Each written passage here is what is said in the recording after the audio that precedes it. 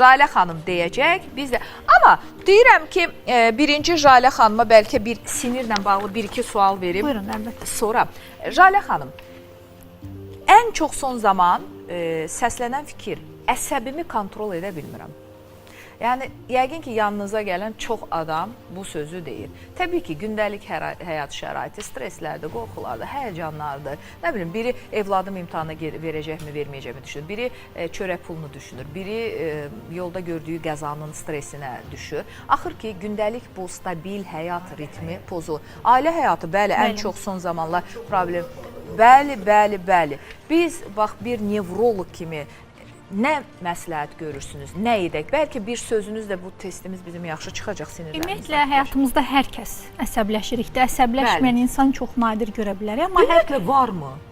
Mən rast gəlməmişəm, amma hər nevroloq təbii ki, ona rast gəlib. Amma hər əsəbləşmək normaldırmı, qeyri-normaldırmı, bunu danışacağıq. Əsəblik nədir ümumiyyətlə? Əsəblik bədənin emosional vəziyyətinin bir əlamətidir. Artıq hansı hallarda əsəbləşirik? Bəli, uzun müddətli stresə məruz qalarıqsa, uzun müddət yorğun, gərgin iş rejimində işləyəriksə, uzun müddət yuxusuz qalarıqsa, əlbəttə ki, bir əsəblik halı olacaq. Amma hansı hallarda artıq həkimə, mütəxəssisə ehtiyac var?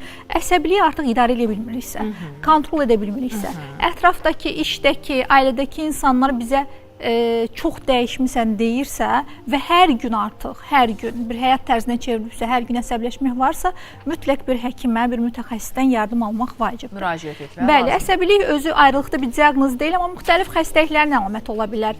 Dediyim kimi, uzun müddətli stresə məruz qalma, panik atakdır, anksiyetədir, təşviş, həyəcan pozuntularıdır, depressiyadır, xroniki ağrılardır, hormonal problemlərdir, yuxu pozuntularıdır, siqaret, başqa dərman qəbulu istifadə edənlərdə əlbəttə ki, əsəblik halları müşahidə olunur. Mən keçən dəfə də bunu demişəm. Məsələn, əsəb, nevroz, bunlar fərqli anlayışlardır da. Belə deyim də, əsəblik nevrozun bir əlamətidir, bir simptomudur. Nevrozun növləri çoxdur. Panik nevroz var, depressiv nevroz var, fobik nevroz var, hipoxondrik nevroz var, obsessiv-kompulsiv nevroz var. Əsəblik də onun bir əlamətidir. Bunun içində ən təhlükəsi hansıdır? Bax, saydığınızın ən təhlükəlisi hansıdır? Əslində, müalicəyə tabi olmaq xüsusiyyətinə görə var. Əslində, birindən bir şey deyim, Lalə xanım, bu əsəbilik təşviş dediniz, bu nevroz dediniz də. Təşviş elə bir şeydir ki, insan o içində saxlayır və vurmur. Təşviş, həyəcanı içində saxlayır. Amma əsəbilik emosiyaların üzə vurmuş formasıdır. Bu panik nevroz çox vahiməli bir haldır da. Yəni, panik atak tuturuq, boğulma gəlir, nəfəs darlığı, nəsə olacaq, təzyiq yüksəlir. Amma doğru müalicə ilə, o qədər qısa bir müalicə ilə effekt əldə edirik ki, amma çox vahiməlidir. Pasiyent düşünür ki, da bunun tərəfi yoxdur. Yəqin mən ömrü boyu belə olacağım. Ümumiyyətlə, nevrozun əziyyət çəkənlər, pasiyentlər, bayaq da bir pasiyentim deyir ki, doktor, kontrola gəlmişdi, çox yaxşıdır, şükürlər olsun. Həm migren baş ağrısı qoymuşduq, həm də panik nevrozdan əziyyət çəkirdi. Deyir, doktor, mən elə bilirdim ki, migrenden də yaşamağa məcburam. Bu paniklə də, hər şeyə həyəcanlama, buna yaşamağa məcburam. Sən demə, müalicəsi varmış, bəli. Bəzən də bu ehtiyat edirlər, bəzən özlərinə yaraşır. Valla, siz özünüzə o qədər böyük pislik edirsiniz ki, əgər nevrozla, panik atakla... Deməyə utanırlar bəzi əlamətlərini. Bəli, çox böyük pislik edirsiniz özünüzə. Bunu getmək, həkim anonimliyi qoruyur. Mən milyon dəfə getmişəm Jalə xanımın hələ bir xəstə kimdir, nədir, nəçidir, bunların heç birini bilməmişəm. Təbii ki, mənə də maraqlı deyil. O da həkim kimi o sirri verməz, anonimliyi qoruyar. Gedin, danışın, müayinə olun, müalicə olun, əzizlərim. Sağlam həyat gözəldir, həyat qısadır. Bunu əsəbsiz yaşamaq lazımdır. Adam var ki, əsəbi içində dəf edə bilir. Adam da var, əsəbləşdi, dünyanı dağıdır. Belə deyim də, Lalə xanım, necə avtomobil idarə edirik, orada qaz pedalı var, bir də əyləc, tormoz, əyləc desəm bəlkə başa düşmür, tormoz var. Beyində də belədir sistem. Var emosiyaların yaranması və emosiyaların idarə edilməsi. Yəni, bu balansla işləyir beynimiz.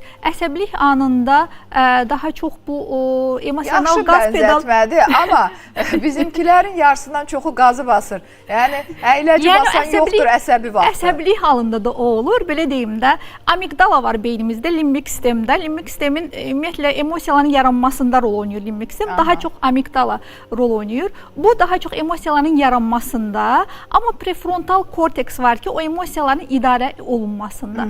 Yəni biz əsəbi olanda, təşviş, həyəcan keçirəndə biraz pozulur, balans pozulur. Hardasa bu emosional qaz pedalında artır, əyləc sistemində, tormoz sistemində isə fəaliyyət azalır və bu zaman amigdala bizə deyir ki, bir əsəbi bir durum olanda, amigdala bizə deyir ki, qəzəblən, özündən çıx. Amma prefrontal korteks deyir ki, dayan. Biraz düşün, sonra.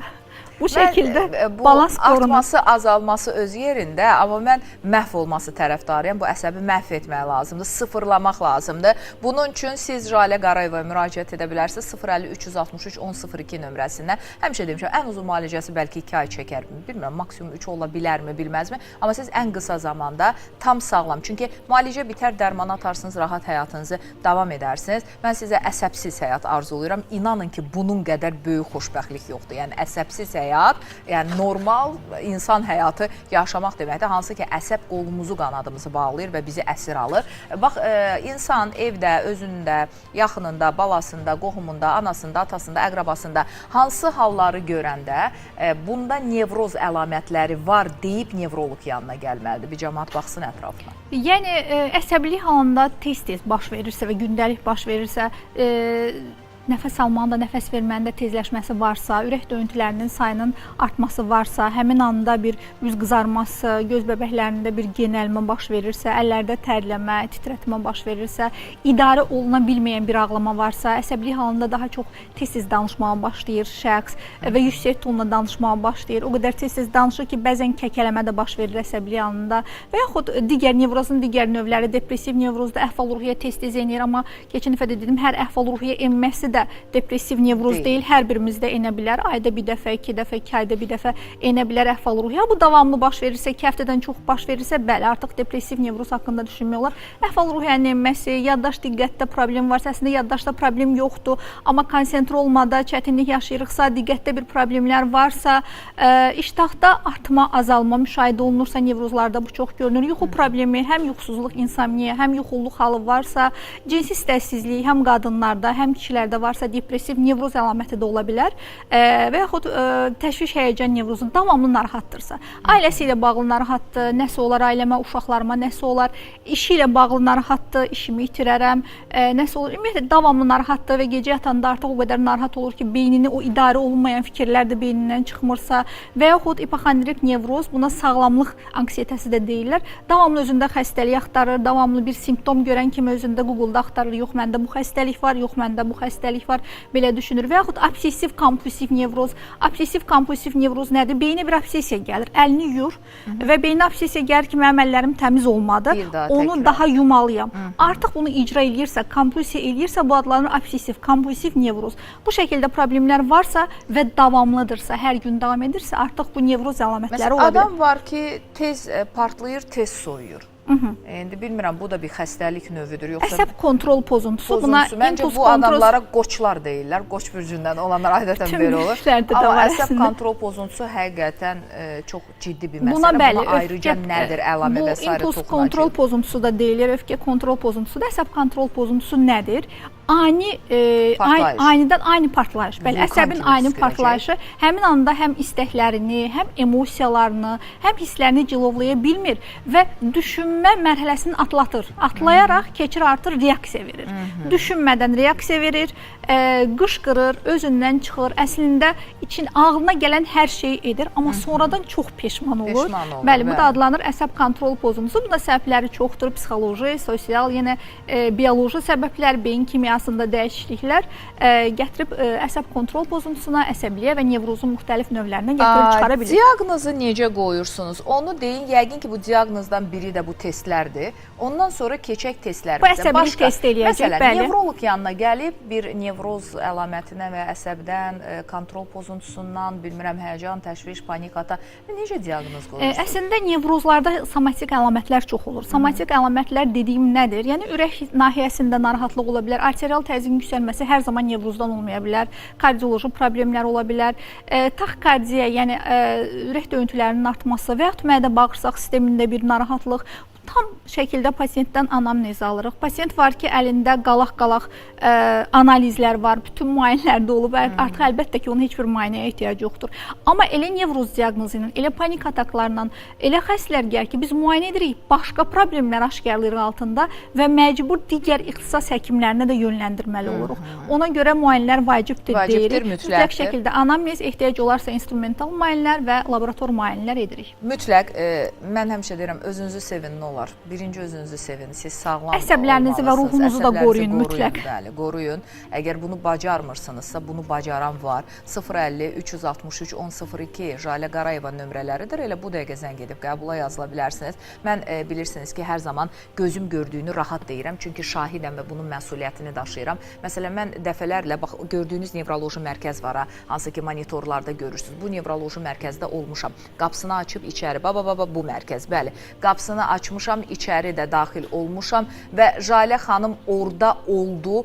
Bəzən də olur ki, hansısa bir işlə, çəkilişlə bağlı oldu, olmadı. Qapının ağzında iynə atsan yerə düşməz və təbii ki, bu məni həm də üzür ona görə ki, əsəbdən çox insan əziyyət çəkir, amma həm də sevindirir ona görə ki, doğru ünvandadılar və 2 ay sonra mən onların uğur hekayəsini sizinlə bölüşürəm. Siz də bu uğur hekayələrinə imza atılmasını istəyirsinizsə, elə indi zəng edə bilərsiniz. Qələmlərimiz hazırdır, vərəqlərimiz hazırdır. Hər kəsdə, inanıram ki, izləyicilər də bu dəqiqə hazır vəziyyətdə gözləyirlər. Biz başlayırıq. Siz cavabınızı mənə ata bilərsiniz. Bax, bu dəqiqə dəyərli izləyici bizimlə bərabər bu testi keçirəndən sonra cavabınızı atın. Jalə xanım dəyərləndirəcək. Başlayaq. Neçə sual verəcək? 15 sualımız olacaq. 15 sual. Bəli, nə qədər dərəcədə əsəbisiz, nə dərəcədə gərginsiniz və yaxud səbirsizsiz, belə deyim, bunu yoxlayacağıq. Suallarıma, yəni hər sualın 2 cavabı var. Bəli və yaxud xeyir, öncədən deyim. Bəli cavabını 1 balla, xeyir cavabını 0 balla. İstəsəniz ümumiyyətlə xeyir cavabını qeyd etməyə də bilərsiniz. Yetər ki, bəli cavabında 1 yazın ora. Siz bəli ilə biləcəksiniz. Bəli, bəlini 1 yazın, sonda o birləri biz toplayacağıq. Ona görə siz bəlini bir cavabı ilə işarələyin. Hazırsınızsa başlayaq. Birinci sualımız. Təbii ki, başlayaq. Mən burada diqqətlə baxıram bizim reanimatoloqumuza, onun həvəslə qələmi götürür. Doktor, həvəsiniz gözümdən qaçmır, doktor, ailəsizlərlə də eləyirik. Yəni, bunu bu dəqiqə hamı. Bizimkilər baxırsa, siz də götürün vərəqlər. Efir otanda da hamı öz əsəb kontrol hansı dərəcədə saxlaya bilir, əsəbidir, bəli, onu biləcək. Getdik, birinci sual. Cavabınız bəlidirsə 1 bal yazın, sonda bu 1 balları toplayacaq. Yalnız bəliyə 1 yazın. Bəli. Xeyrə heç nə yazmayın. Getdik. Birinci, əhval-ruhiyyəniz tez-tez dəyişir. İkinci, səbirsiz birisiniz. Üçüncü, tez-tez fikriniz yayınır. Dördüncü, digər insanların sizin haqqınızda olan fikirləri daim sizi maraqlandırır. Beşinci, insanlara qarşı aqressiv olursunuz. Altıncı, heç nəyə vaxtınız çatmır. Yeddinci, nədənsə narahat olduğunuz zaman yuxunuz qaçır. 8-ci, səslər sizi qıcıqlandırır. 9-cu, telefon zəngi gələndə diksinirsiniz. 10-cu, kiçik nəzərə çarpmayacaq problemlər sizi hövsələdən çıxarır. 11-ci, səhhətiniz sizi davamlı düşündürür. 12-ci, nə vaxtsa sakitləşdirici preparatlardan istifadə etmisiniz. 13-cü, gecə yatmazdan əvvəl qapının bağlı olduğunu bir neçə dəfə yoxlayırsınız. 14-cü, nə vaxtsa hər şeyi atmaq və ya qaçmaq fikirləri ağlınıza gəlib. 15-ci, çox əsəbləşəndə və ya həyəcanlananda səsiniz titrəyirmi? 15 sualdır, suallarımız bitdi. İndi isə toplayırsınız o birləri. Birləri topladınızsa mən nəticələri deyəcəm. Birləri toplayaq, eləmi? Bəli. Topladım. Əgər o birləri toplamısınızsa... Amma bir dəqiqə sonra açıqlasaz başqa olacaq. İndidən soruşuram. Məsələn, Məlaət xanım, neçə rəqəm çıxdı cavabda bir? Yəni, narahat olmasından hər kəsdə bu bir neçəsi. Qoy hesablasın birlərimi. 4, 5, 6, 7, 8 xeyirdir, 9, 10, 11. Başlayır, çoxu xeyirdir. Xeyirdir. 8-i xeyirdirsə... 4 dənəsi bəlidir, 5 dənəsi. 5 dənəsi bəli. Sizdə 5, Məlaət xanımda 5. Elgün doktor? 6 mı? 6, maşallah. Elgün doktor 6, mən özümü də bir dənə hesablayıb. 1, 2, 3, 4, əslində 3 olmalıydı, amma 4-ü də yazdım ora. Lalədə 4. Və salam, neçədir? 4. Maşallah. 6. 9. Real pasient sizsiz. Sonra 10, siz onu da keçdiniz. 3, sizdə? 6. Tamam. Ən çox 10 olan pasiyent var. İndi buyurun. Belə deyim kim də, neçə bu baldan tamamilə neçə sıfır bala? olması da çox biraz real deyil. 0-5 sakit təbiətli birisiniz. Əgər 0-dan 5-ə qədərdirsə cavabınız, 0-5 sakit təbiətli birisiniz. 4'dür məndə. İndi mən sakit təbiətliyəm. Bəli, sakit təbiətlisiz. Özümü təbrik edirəm. Bəli. Aha. Siz sərhəddəsiz. Sakitliyi qoruyun Məlahət xanım.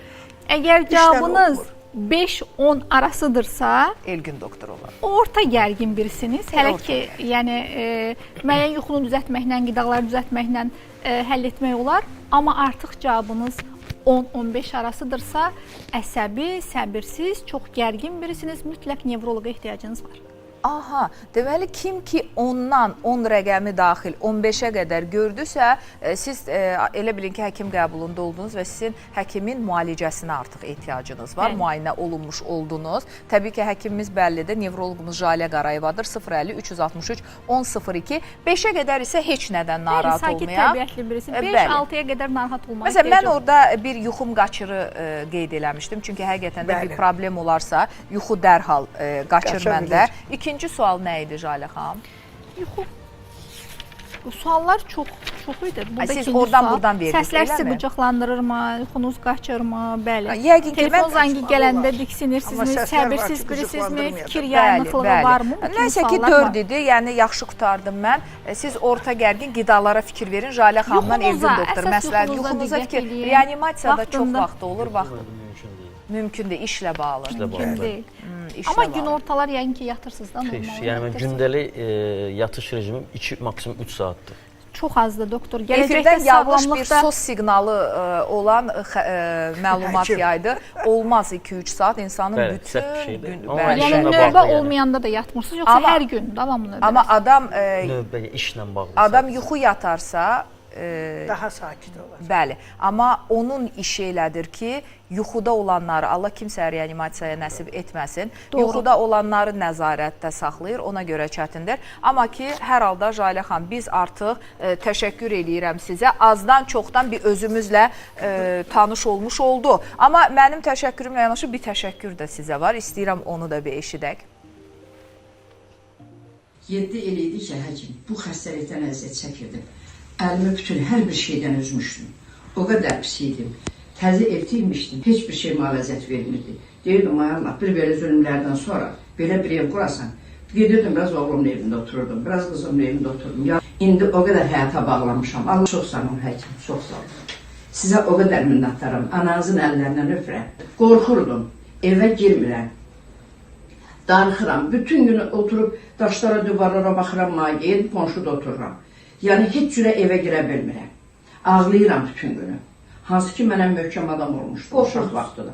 Çox qorxurdum. Həkim evə girdim, yeməyə pişirəndə belə o tərəfə baxırdım ki, bütün həyatdan bezmişdim. Bütün, heç bir paltar giymirdim, televizora baxmırdım, hər bir şeydir. Uşaqlarla telefonla belə danışmırdım, hər şeydən əlim üzmüşdüm, hər bir şeydən. Bütün məni həyata bağladınız, bütün. Mən heç vaxt, hara gedirəm ancaq Jalə həkim. Elə bilirəm ki, elə hamı məni kim bunu çox istəyir.